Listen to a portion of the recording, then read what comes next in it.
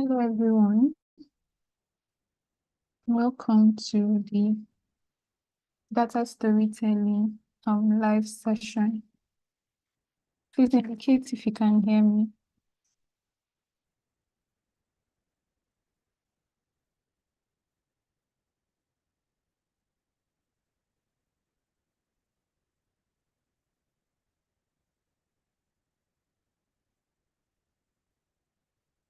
Okay. All right then. So we'll be proceeding with what we have for today.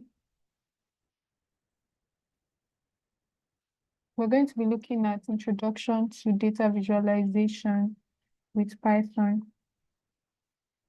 Just give me a few minutes. Let me sort out some.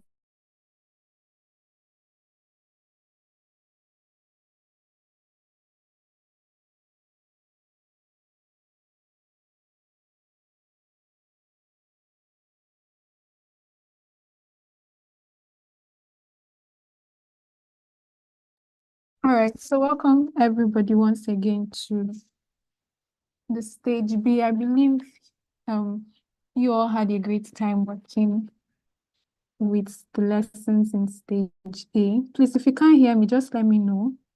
Let me know in the comment section, or you can unmute yourself and tell me you can't hear me. Okay.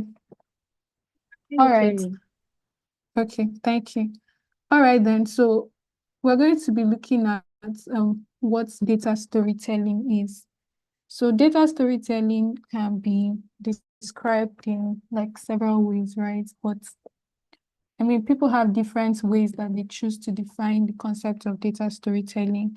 But one thing that you need to know is that it has, in all the ways that it's probably going to be defined, it has an ultimate goal, which is that the end goal of data storytelling is to be able to like communicate effectively. You want to send across to whoever your audience is effective and compelling communication that'll drive them to make to pull out certain insights from the data that you have worked with. So it's a skill that involves communicating data-derived insights in a manner that is clear, engaging, and relatable.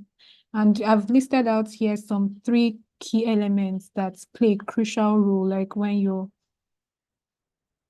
trying to tell a story with data. And then first and foremost, of course, is your data. The data that you're working with. This is the foundation for whatever analysis you're going to be doing, whatever insights you're going to be doing. No, we used to hear something when we started learning computer science in school, primary school, you used to hear garbage in, garbage out, right?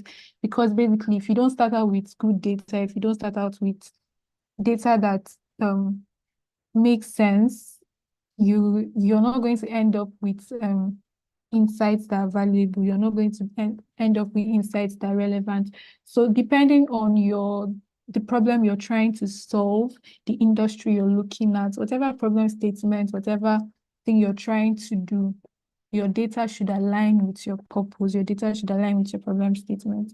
And then the narrative is part of the key elements when we look at data storytelling. So the narrative adds context and structure. A good narrative should be able to guide the audience to discover the insights that you want to communicate. And then another key thing to look out for is the visuals, right? So we've said data storytelling, but it's a combination of good story, basically good storytelling, a good narrative, and also visuals. So you're not just telling a lot of stories with data, but you have graphical representations that will help your audience to understand whatever it is you're saying. Also, our visuals are like charts, graphics, infographics that make it possible for the audience to see things that would otherwise be difficult to see with just numbers. So I have in my next slide, I think this would make it a bit clearer. Yeah.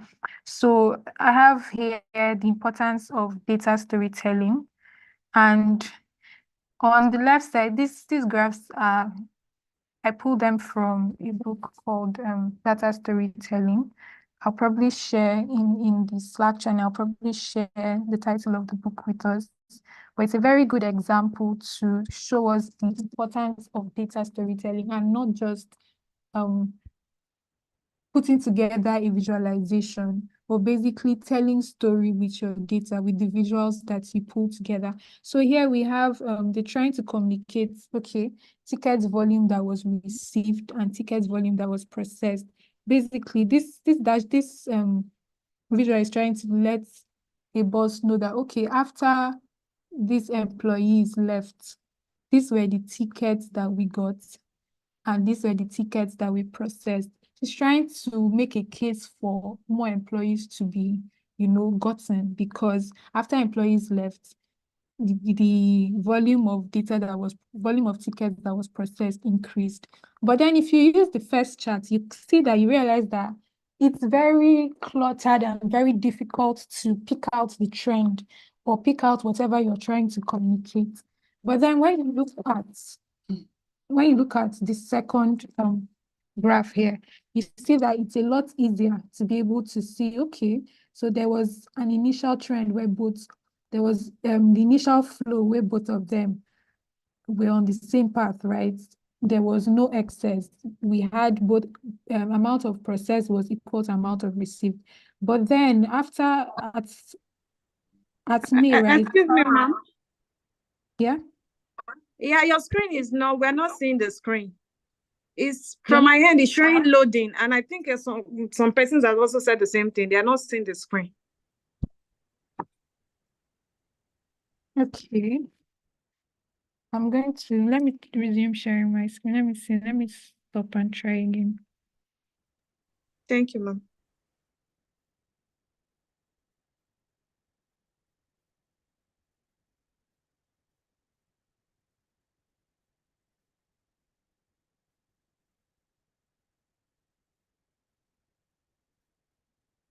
Can you see my screen now?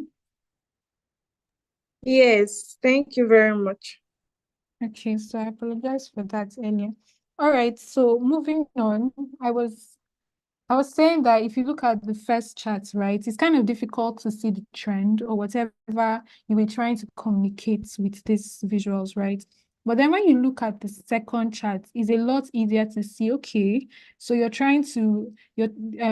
person that created these visuals, right, is trying to make a case for more employees, right? Because the number of tickets that we processed has reduced compared to the number of tickets that we received. Look at 202 compared to 152.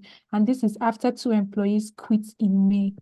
So this is from the same data set, but you can agree with me that this communicates the insights a lot better. So that is one of the importance of data storytelling and how important it is to take charge of your data storytelling. Okay, another one here is survey results about how people feel about doing science, right? And then you see it's a lot of stress here. This is basically, I like the way it is titled here, showing data versus storytelling with data. So it's not like the chat is bad, but then you're not putting your storytelling techniques to great use. How do you feel about science? And then for the person to understand, okay, this was pre-survey and this is post after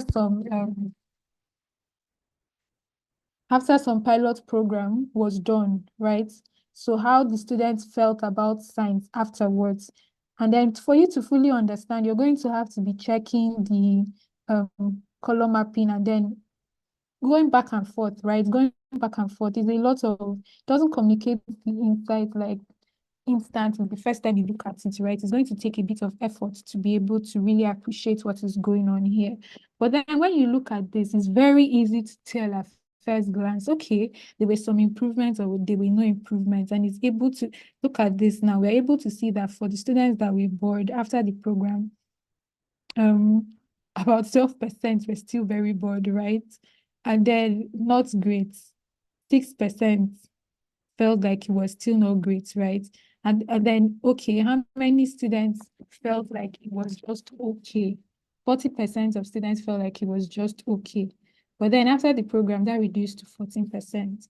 And then you see that how many students got excited from 19% to 38%. We can instantly see that okay, we are comparing these values before and after, and we can instantly see what's going on from the type of chart that we chose to use here.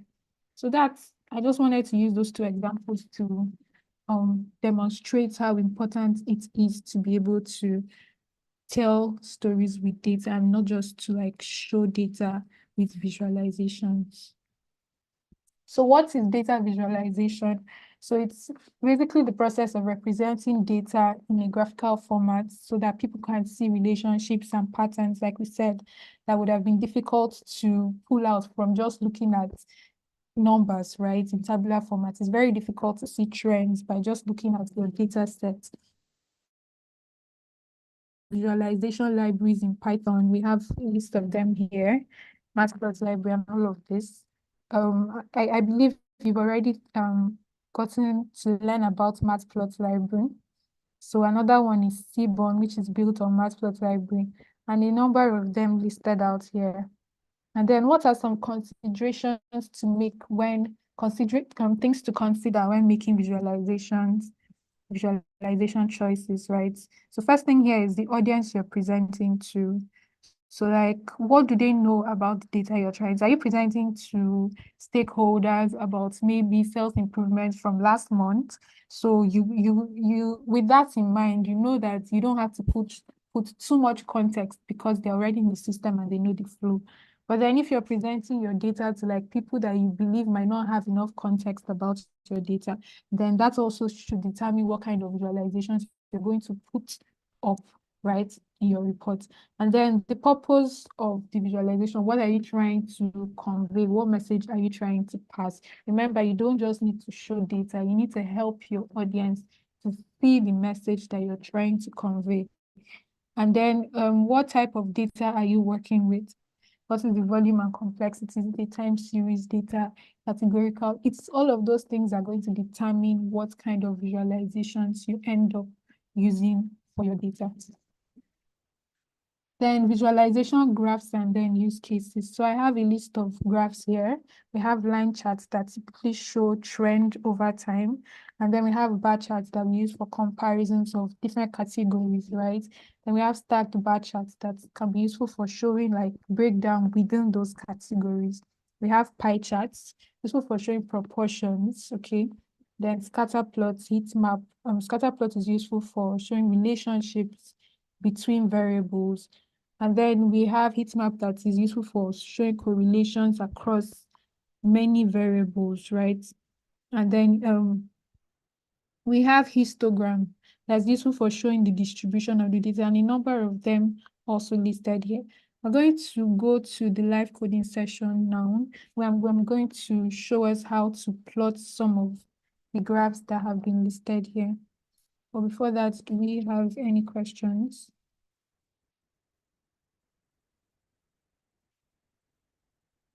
Are we all good? Am I audible? Any questions? Or can we move on to coding what we have to?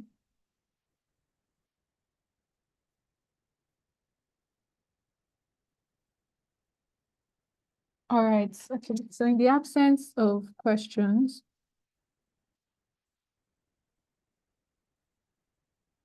please confirm that you can see my screen. I'm in Colab, right? I have a notebook opened. Please confirm you can see my screen. No, ma'am. The one okay. I can't see the screen anymore.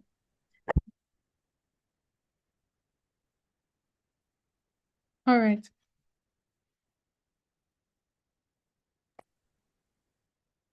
Okay then. So moving on. First of all, we're going to be importing the necessary libraries, and we're just going to do a quick demo as time permits us of the various charts that we listed out and how to use Seaborn to plot those. Seaborn is a visualization, a Python visualization library built on top of a Matplotlib library, and it's a lot easier to use than Matplotlib, right? It's has a much easier to use interface, APIs, right? And so it's easier to style and all of that. That's why we tend to prefer Seaborn, right? So we're going to be using Seaborn to just go through some of the plots that we listed out, just to get a view of how to make those plots.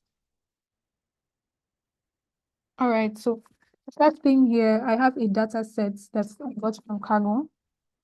Let's see.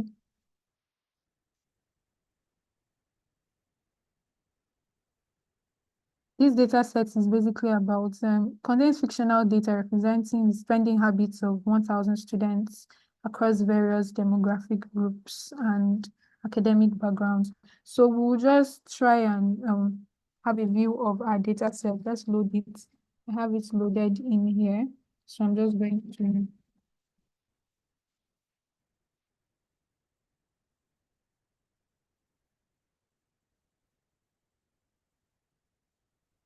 to get the path, and then we're going to read it. So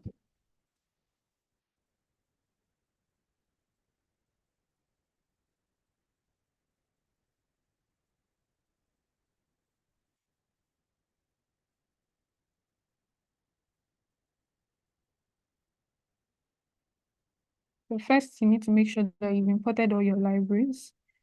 And then moving on, we're going to read our data set and just have a quick view of what it looks like. So we have age here, we have gender, we have here in school, major, what the student is studying, monthly income, financial aid, tuition, housing, food, transportation, all of those things, right? So we can just, in fact, try to generate the list of columns just to see how many columns we're dealing with here. So we see entertainment, personal care. You can also, I have here inspecting the data sets, right? It's something you want to do before you start whatever visualization you. The focus here is to show you how to create different charts. But it's important that you also, first of all, start out trying to get a bit of overview of your data set. So you need to look at the shape of the data set that will tell us how many rows, how many columns we're dealing with. It's also a good idea to look at data types, right? So we're able to see the gender is an object that's like a string. The content is basically strings, right? And then the other ones are basically numbers, equivalent of like integer in Python data types.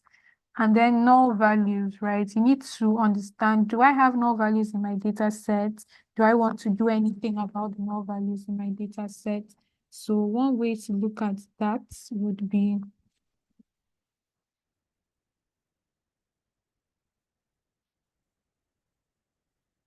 we have the is function that checks if we have null values and then gets the sum across each column. So we are able to see here that we don't have any null values here. Another way to also like quickly look out for null values, right, is by using the info method that would look out for, okay, the non-null count. So if we already know the shape of our data, so if we have any non-null counts that deviates from that, then we know, okay, there's a null value in here. Let's do some further inspection. But our data set is pretty much clean and looks okay to work with. Let's proceed to working with that. So first, we're going to look at histogram. So what's a histogram? A histogram is like a way to show the distribution of numeric variables values as a series of bars, right? So if we have like, remember we made some distinctions here that we have some of them which gender, of course, male, female. In this case, there's non-binary, but then we have the ones that are numeric values. So if we want to look at the distribution of our data that is a numeric value, we tend to use histogram, right? So, and then the way it works is that we have a series of bars, and those bars typically cover like a range of numeric values called bin or class. So here I have, first off, we'll try this out with the data set that I generated here. So I deliberately generated this so that I can demonstrate like different types of distributions we tend to have before we go in and try to look at the distribution of our own data set. Okay, so this is basically providing us with the figure and the axis we want to plot our data set and our chart on rather. And so let's plot the normal. This one will give us a normal data, right? We generated some random values that will ensure that the distribution is a normal distribution. But let me just plot that so that you can see how that looks. So if we want to plot the normal with Seaborn, right? Seaborn has I'm just going to take you to the documentation, right? Seaborn has a function called histplot, right? That we use to plot. Yeah, this is it. So this is it that we use to plot our histograms, right? So you just while you're learning, don't shy away from going to the documentation. It's an iterative process. So you have the data, which can be a pandas data frame or a NumPy array, right? And then you have the axis that you are working with, your x-axis and your y-axis, and some other things that you want to consider. You have the beans, you have the bean width. If you want to specify the width of your beans, you want to specify the number of beans that you expect to see. Some of those things, you find them in documentation. Just take some time, play around with some of the things you have here. So, but first we're going to try to plot this.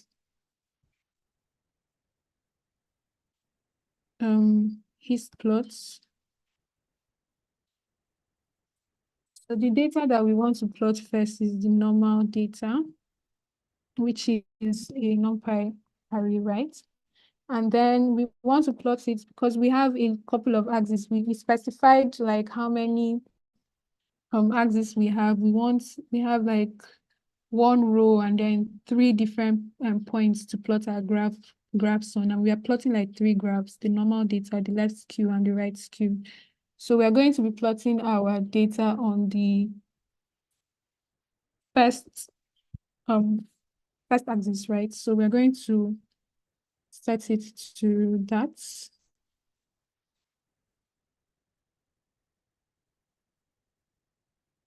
And then we can go ahead and do the plot show, and then just to adjust the layouts and all of that. And then we see, like I said, we have like a couple of axes that we can plot our different graphs on. And then the first one is this one, but then let's do some labeling, right?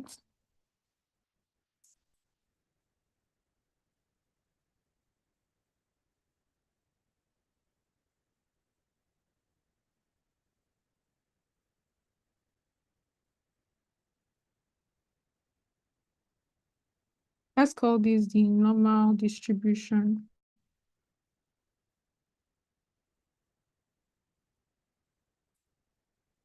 So this is a normal distribution. Here we see that the data tapers into the minimum and into the maximum. So like it's symmetric kind of like, right? There's no like, we have one the highest point here, which is like the mode, right? So the data is almost like you can almost switch it and it will switch the left side for the right side and it will almost look the same. So that's basically like what we mean by a normal distribution. If we want to plot the other one to see what a left skewed distribution would look like, we can do that. And then, but in here, we'll go for a left skewed distribution, right? Left skewed data.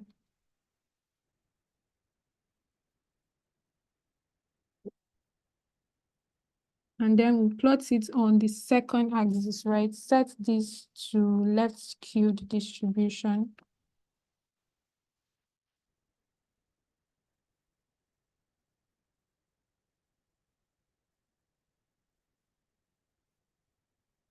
And then we see that the tail of this drags to the left, right? So what this basically means is that our highest point is where we have our maximum values. So this is our mode, right? The highest point within this data set is where we have our highest, where we have our maximum values, right?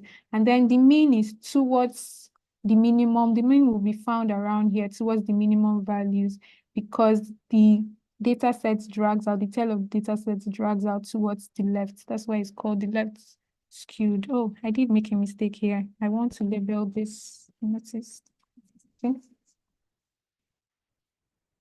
All right, so that's why this is referred to as left skewed distribution.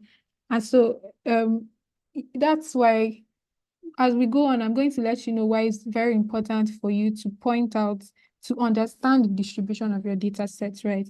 Because here now, we'll have the mean, the median, and the mode typically around the same values, right? They'll be the same values, just a little difference, right? But here now, right, the mode is going to be like the highest point.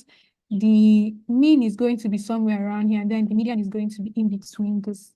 So that's to say that if you were to use the mean as someone asks, okay, what's the typical value in your data set? And you say, and you use the mean as the value, you are providing like an incorrect representation of your data, right? Because the mean is being dragged away by the minimum values. It's being altered because of the presence of all of these minimum values. That's why it's going to the left, it's left skewed. All right, so then for this, we're going to try and plot the right skewed data.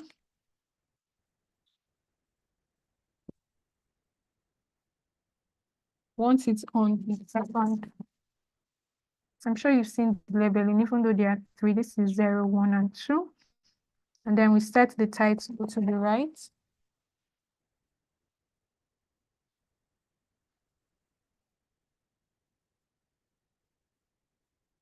So yes, then we see that that's the one that we plotted just now is right skewed, right? So the tail drags out to the right, okay? We have the mode as the mode is towards the minimum value from the data set, right? The mean, on the other hand, is going to be somewhere towards the maximum values within the data sets. Why? Because the maximum values, this tail that is dragging out, is going to influence what the mean. You know, the mean is heavily influenced by the presence of extreme values or outliers. So that's why it's not really, if your data is not normally distributed, then you need to be careful about using the mean as a representation of your data. So that's why it's very important, even though this might not end up in your final reports or whatever, but it's very important that you take a look at this while you're doing your exploratory data analysis, because you want to fully understand your data. Now let's move on to another chart that we can use. We have the density plot here. Density plot provides us with a way to understand the distribution of our data without using bins. And then I pointed out here that we have the KD plot for plotting density plots. Come to the documentation and you have this. You have a couple of examples of what this typically looks like, right? And then if you want to do this like for various categories within your data set, you want to understand the distribution within those categories, you can also do that. So we're just going to attempt to plot this. We're going to attempt to plot this for all the distributions and see what this looks like. So at the same time, I'm just going to copy this.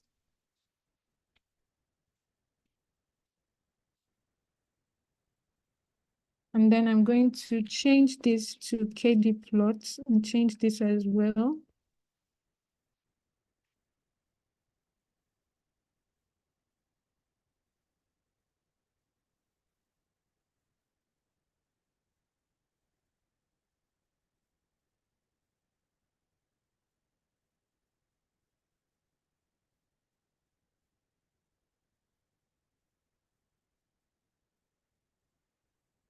Okay, no setting was okay.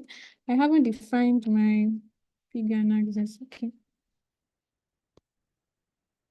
All right, so Yes. So we have what a normal distribution would look like. We have the left skewed, the right skewed. So you can even see it more clearly, right? If you don't want to use histograms, you can decide to use the density plots, and then you see more clearly like how this is distributed. And like I said, it's very important to be able to look at this and make conclusions from your data, get a good overview of what your data is like. Then we also have box plots. Box plots uses boxes and lines to depict the distributions of one or more groups of numeric data. So box limits indicate the range of central 50% of the data. It's a central line marking the median value. So what does that really mean? Let's try to use the same data. Then we try to do box plots with it, right?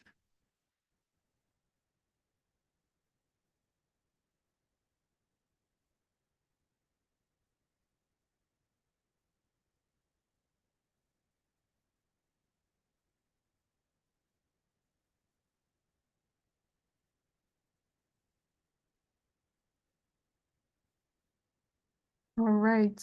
So like typically in a box plot, right, we have this line that indicates the median of our data set. Then we have this is the first quartile, this is the third quartile. So this covers like 50% of our data set. This covers like 25% of our data set.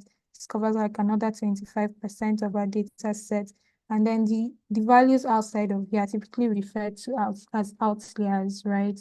So these are extreme values that tend to influence our mean, right? So our mean is the one that tends to be like unstable, so heavily influenced by the presence of outliers. And this to a left skewed distribution. See what it looks like. We have a maximum value here. We have our third quartile, right? We have the interquartile range. We have a median here. We have this as well. And then you see, all right, so we have a lot of outliers here, right? So this can also provide you like with an overview of what your data set looks like.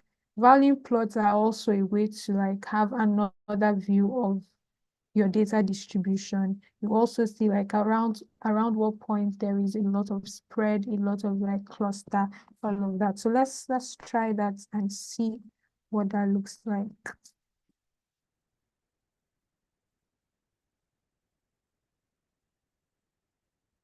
So value plots.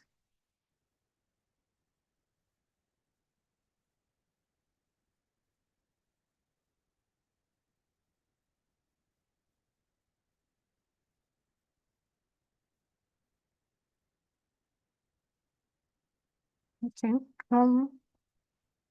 So we're able to see that there's a lot of data that is around like the median here, right? So it's a normal distribution, tapers down into the maximum, tapers down into the minimum. There's no unusual clustering around the minimum values or the maximum, unlike here, right? It tends to cluster more around like the maximum values within the data sets, right? So it's left skewed and then right skewed. So I've been able to show you like all of the different ways that you can choose to like inspect your data and understand the distribution of your data set, because this is very important before you go forward. So now we have line graphs, which are a very important way for us to like display growth and trends within our data set. So as we go on within the course, right, we're going to work with time series data that will allow us to do some, that will need to do some intense work with. Like we need to like actually see, okay, what's the trend? What sales? Like it's really useful in sales data, right? So I believe one of the data sets you're working with currently is the population food I think food population in Africa, right? Is someone should confirm that for me. The data set that you're using currently in the text course, Yes, right? yes. Yes, Okay. ma'am. Okay, so in that you're going to see that you need to understand it covers a certain set of years, and you need to understand, okay, so like in terms of for a particular crop, like what's the growth trend like from whatever year to whatever year. You want to understand that. That's where line graphs come in. They're very important for helping us understand like the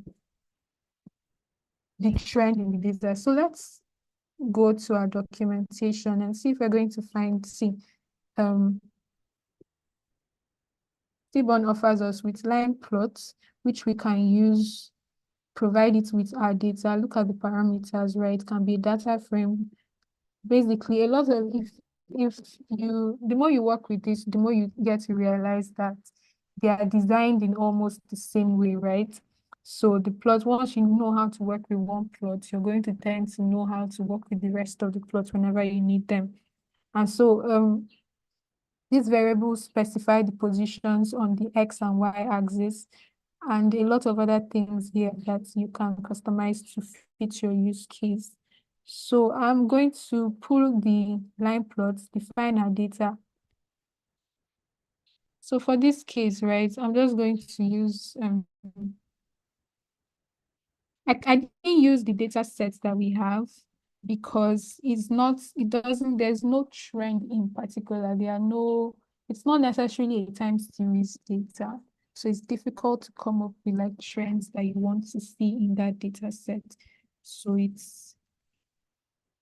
So I decided to just generate some values so that I can just quickly show you how to use this. I didn't specify, okay. I didn't specify, this is a very weird range of numbers, but basically this is just to show you how to use the line plots. As we go on in the course, we're going to have more serious use cases for this. So then we have bar charts, right? I know that you've probably come across this probably in the first course, right? Matplotlib library. There are also like ways to get this done in Matplotlib library, but then we're focusing on Seaborn. So for the bar plot, right, we want to show the relationship between a numeric and categoric variable, right? So we have categories, and then we want to see, okay, how do these categories like compare in terms of maybe their count, in terms of, yeah, whatever, most popularly their count and frequency, right? So each entity of the categoric variable is represented as a bar.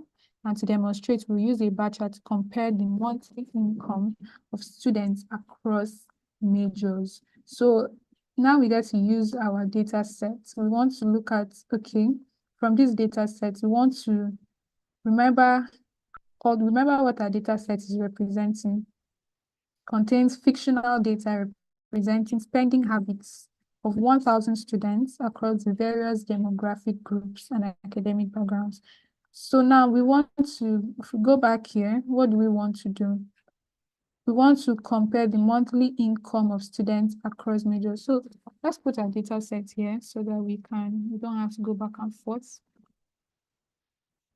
All right, so we see this now. We want to see, okay, this is the monthly income now of students across different majors. If we take a look at the majors column,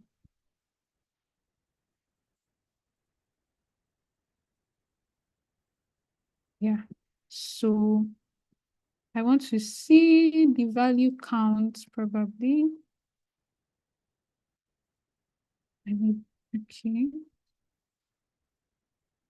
Okay, so I can see this, that, okay, so we have biology with the highest, we have all of this. These are all like the different categories of the majors that our data set currently covers. And then if you have a story you're telling about students in this school, that can inform you that, okay, this doesn't cover all the majors that we're currently offering in that school. So how certain are we that this this data set is going to be representative like of the entire population, and that our derivations are going to cover, like going to be translatable to the rest of the population. So this is something that as you work with data, you should be able to have questions. You should be able to like, okay, so this is not looking right. Why is this like this? Why is this like this? Why is this not like this? Okay, so let's go ahead and try to plot this. First, we set our figure and axis, and then we're going to, let's call this a major data frame.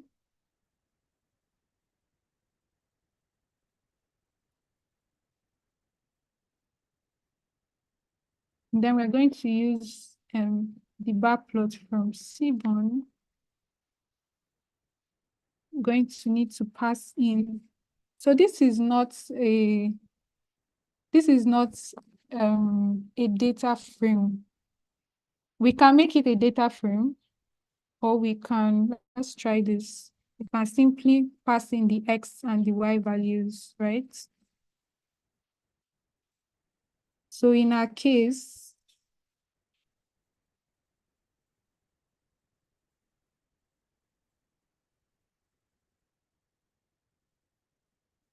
the index is going to be what we're looking for, and our Y values are going to be the count, right? So we can just say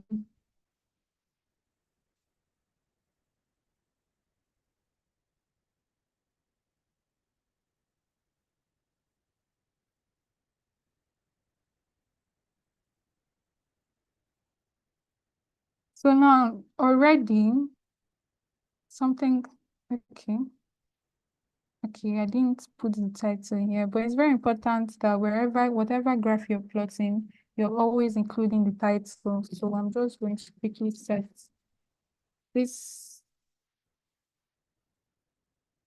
This is just a parameter to ensure that I am plotting the axis that is being used is this one that I created, right? And then so I can go ahead and set the title.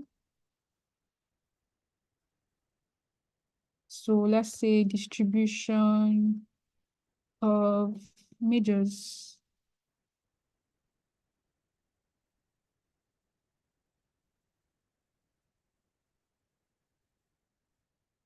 Or let's use a more appropriate term, count of majors, right?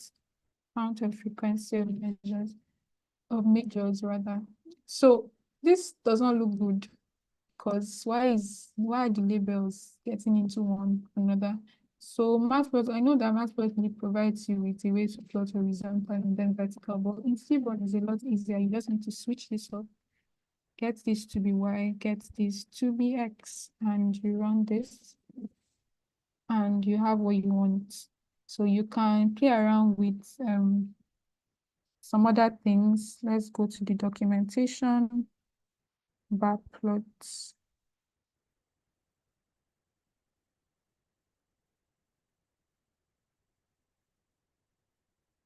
You can play around with the color, you can play around with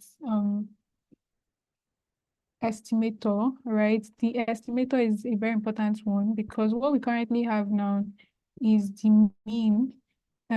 Okay, we explicitly, we don't have the mean at play now. We explicitly gave it our X and Y values, right? But sometimes you might just want to pass it in some values, and then it will use the estimator to determine, okay, should it be the mean? Should it be the sum? The default here is the mean. Sometimes you might want it to be like the sum of values. So the best way to learn, like I said, is come here.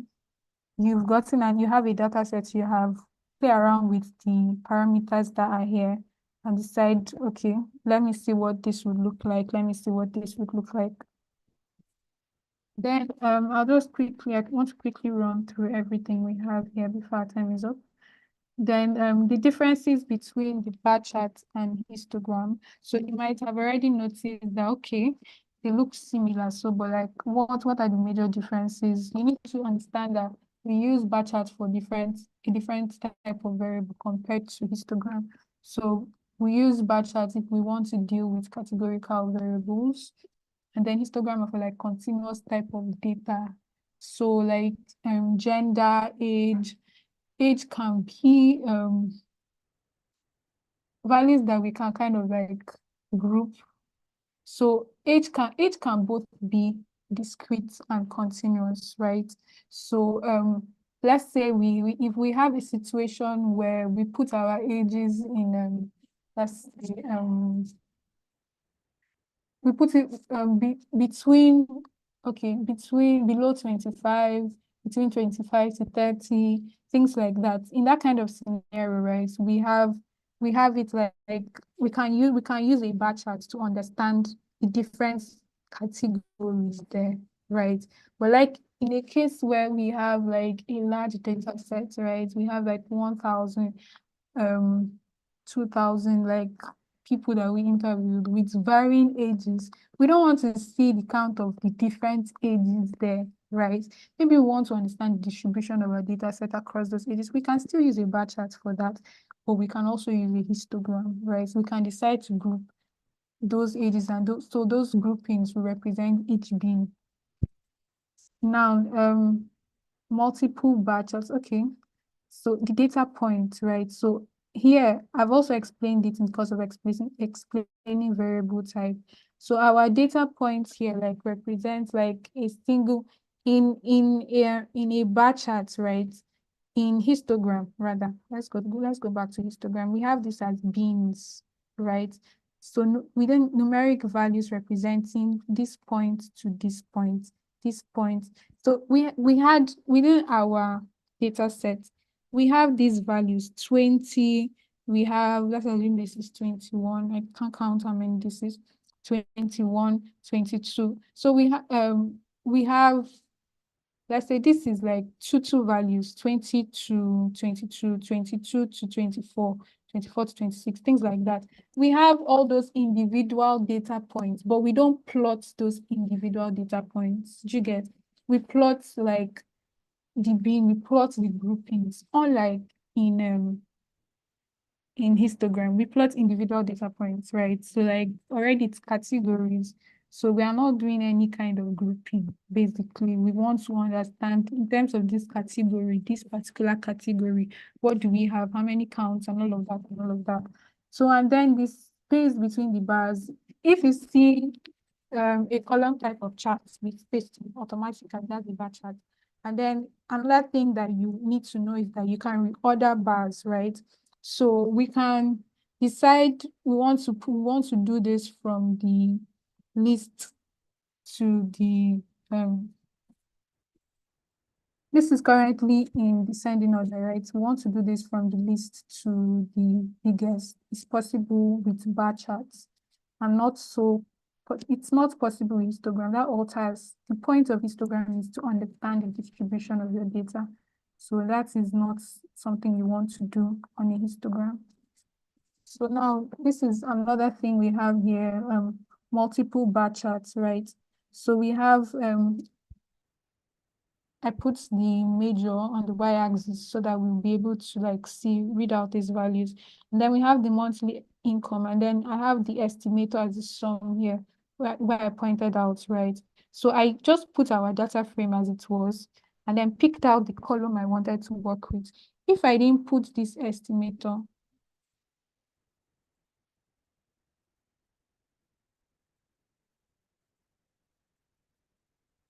you're going to have this, but this is not comparing, this is not going to be comparing the different counts, like the different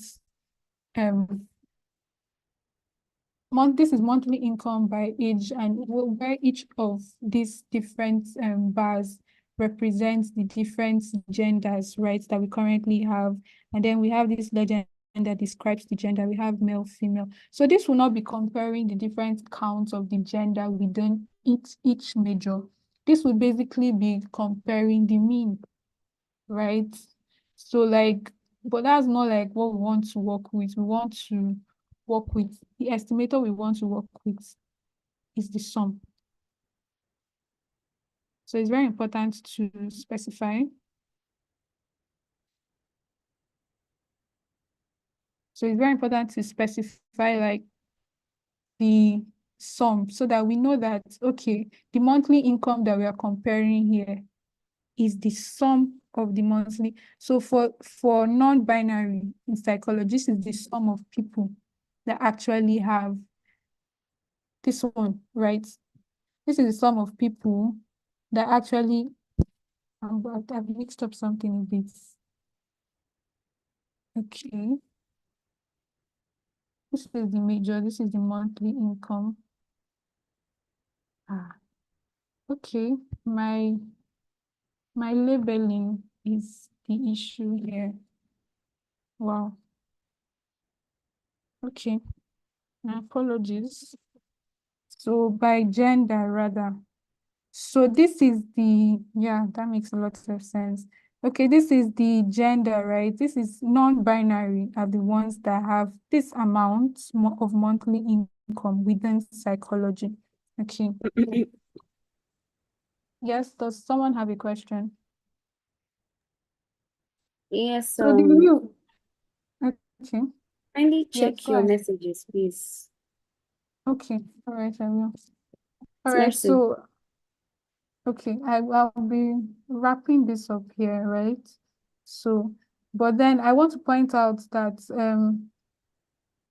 we were comparing this based off the gender. So there was an initial error of the age. Please don't mind that. This is based off the gender, right? So when we have non-binary here, we have the female and then we have the male. We want to understand what is the monthly income of these various like categories, right? In the various majors, right? We could easily just compare monthly income across the whole major itself, but this is like us diving in deeper, right? To better understand across the different genders. So that is what this does. So like I said, if it were not, it was going to be the mean basically. So like the mean of like the various monthly incomes of the various genders within psychology or within economics. So the mean of the monthly income. I hope that makes sense, right? So that is basically what would happen if we do not put the estimator. It would have the mean as opposed to the sum, okay? So, and then we have some other plots here, the scatter plots, but because of time, we're going to be stopping here today. And then in our next class, we're going to pick up from there as well as introduce some other charts and then go into the lesson for the day. So do we have any questions? Because of time too, I would say that we put our questions in the chat. I'll be in the chat in the Slack channel to answer any questions that you have. Play around with this, look at the documentation and get your hands around playing around with it and understanding it. All right, so I think this is the end of our session today. Thanks, everyone, and have a lovely day.